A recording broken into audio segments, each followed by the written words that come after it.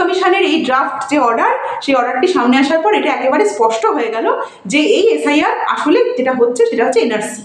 কিছু অপদার্থ রাজনৈতিক দল যারা এতদিন ধরে বলে আসছিলেন যে এসআইআর হোক ভয় পাবেন না, যারা এতদিন ধরে বলছিলেন, আসলে তারা বলছিলেন যে এনআরসি হোক ভয় পাবেন না। জনগণ যদি দেখেন এই গণতান্ত্রিক কণ্ঠস্বরকে রাখার সুযোগ প্রতিষ্ঠানগুলি দিতে পারছে না, তখন কি শাসক কি বিরোধী সবার দপ্তর তারা গুটিয়ে নেবেন।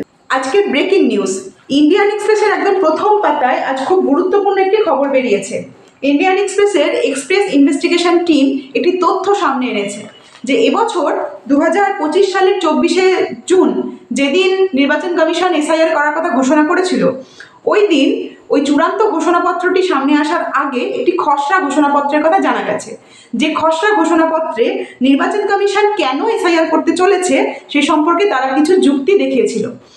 নির্বাচন কমিশনের বক্তব্য হলো, নির্বাচন কমিশনের দায়িত্ব দেশের সংবিধান এবং নাগরিকত্ব আইন অনুযায়ী শুধুমাত্র প্রকৃত নাগরিকরাই যাতে ভোটার তালিকায় থাকে সেটা নিশ্চিত করা। এবং 2003 সালে নাগরিকত্ব আইনে যেহেতু একটি গুরুত্বপূর্ণ সংশোধনী আনা হয়েছে এবং সেটি আনার পর যেহেতু সারা দেশ জুড়ে কোনো ইন্টেন্সিভ রিভিশন করা হয়নি, সেজন্য তারা এসআইআর করার কাজ শুরু করছে। অর্থাৎ এতদিন ধরে বিভিন্ন রাজনীতি সচেতন মানুষ বা বিভিন্ন রাজনৈতিক দল বা সাংবাদিকরা যে কথা বলে আসছিলেন যে এই এসআইআর করার মধ্যে দিয়ে আসলে এনআরসি করা হচ্ছে, এখন এই খবরটি সামনে আসার পর এটা একদম জলের মতো স্পষ্ট যে নির্বাচন কমিশন তারা নিজেরাই বলে দিয়েছিল, ড্রাফট তাদের যে অর্ডার সেখানে বলে দিয়েছিল যে এই এসআইআর আসলে যেটা করা হচ্ছে সেটা এনআরসি করার কাজ চলছে। এটা নির্বাচন কমিশনের নিজস্ব ড্রাফট যে অর্ডার সেখানে এটা স্পষ্ট করে লেখা ছিল। পরবর্তীকালে বিতর্ক এড়াতে তারা এই কথাগুলিকে মুছে দিয়েছে। এই 2003 সালের যে নাগরিকত্ব সংশোধনী আইনটির কথা বলা হচ্ছে, এই সংশোধনী আইনটির মানে কি? এটার মানে হলো, মানে ধরুন আমি এই আইনটি অনুসারে আমার জন্ম যদি 2004 সালের 2রা ডিসেম্বরের পরে কোনো সময় হয়ে থাকে, তাহলে আমাকে এদেশের নাগরিক প্রমাণ যদি করতে হয়, তাহলে আমার বাবা মায়ের মধ্যে দুজনের মধ্যে হয় আমার বাবা মা দুজনকেই হতে হবে এদেশের নাগরিক, অথবা বাবা মার মধ্যে একজন যদি এদেশের নাগরিক হন, অপরজন যাতে অবৈধ অনুপ্রবেশকারী না হন সেটা নিশ্চিত করতে হবে। মানে আমার বাবা যদি স্বরাষ্ট্রমন্ত্রীও হন এবং আমার মা যদি প্রতিবেশী কোনো দেশ থেকে মানে যে কোনো সময় বহু আগেও যদি দেশে এসে থাকেন, তাহলে আমার মাকে প্রমাণ করতে হবে যে তিনি এদেশের অবৈধ অনুপ্রবেশকারী নন। যদি তিনি সেটা প্রমাণ করতে পারেন তাহলে আমি হব এদেশের নাগরিক।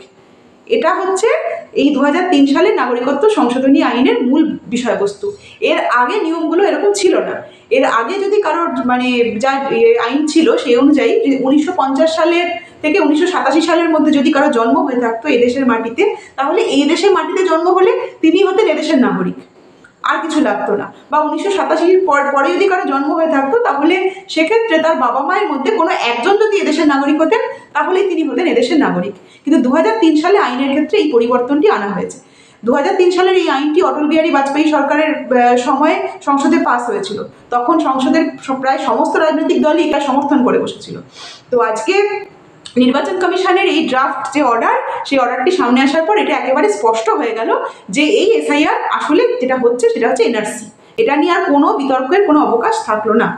এখন আমাদের বাংলার কিছু অপদার্থ রাজনৈতিক দল যারা এতদিন ধরে বলে আসছিলেন যে এসআইআর হোক ভয় পাবেন না, যারা এতদিন ধরে বলছিলেন, আসলে তারা বলছিলেন যে এনআরসি হোক ভয় পাবেন না। আজকে নির্বাচন কমিশনের এই তথ্যটা সামনে আসার পর এটা প্রমাণ হয়ে গেল যে বাংলার যারা বলছিলেন যে এসআইআর হলে কোনো ভয়ের কোনো কারণ নেই, তারা আসলে মানে জনগণের সামনে এটাই বলেছিলেন যে এনআরসি হোক, ভয় পাওয়ার কোনো কারণ নেই। এটা জলের মতো স্পষ্ট। নির্বাচন কমিশনারদের মধ্যে তো একজন নির্বাচন কমিশনার এও বলেছিলেন, যেটাও ইন্ডিয়ান এক্সপ্রেস এই তথ্যকে সামনে এনেছে, যে যেভাবে তড়িঘড়ি এসআইআর করা হচ্ছে তার মাধ্যমে অনেক প্রকৃত নাগরিকরাও এর মধ্যে থেকে বাদ যেতে পারেন। তবে এটা ঠিক, জনমত ছাড়া কোনো সরকারের পক্ষে বেশি দিন ক্ষমতায় টিকে থাকা সম্ভব নয়। ক্ষমতায় টিকে থাকতে গেলে জনমত লাগে, যদি সেটা রাজতন্ত্র হয় তাহলেও লাগে। আমাদের দেশে লোকসভা ভোটের ফলাফল এটা বুঝিয়ে দিচ্ছে যে বিজেপি সরকার ধীরে ধীরে জনমত হারাচ্ছে। তারা যা যা কাণ্ড কারখানা করছে সেটা সেই জনমত হারানোর বহিঃপ্রকাশ, তার ফলাফল, এটা সবাই বুঝতে পারছে। তবে এটা মাথায় রাখতে হবে যে সাধারণ মানুষ যখন দেখেন যে তাদের ন্যায্য অধিকার প্রতিষ্ঠার রাস্তা ধীরে ধীরে সংকুচিত হচ্ছে, তখন তারা তাদের নিজেদের রাস্তা বেছে নেন। আমেরিকাতে সংবিধান গৃহীত হওয়ার পর 70 বছর পর অষ্টম দশকে আমেরিকাতে সিভিল ওয়ার হয়েছিল। আমাদের দেশে সংবিধান গৃহীত হওয়ার পর অষ্টম দশক চলছে।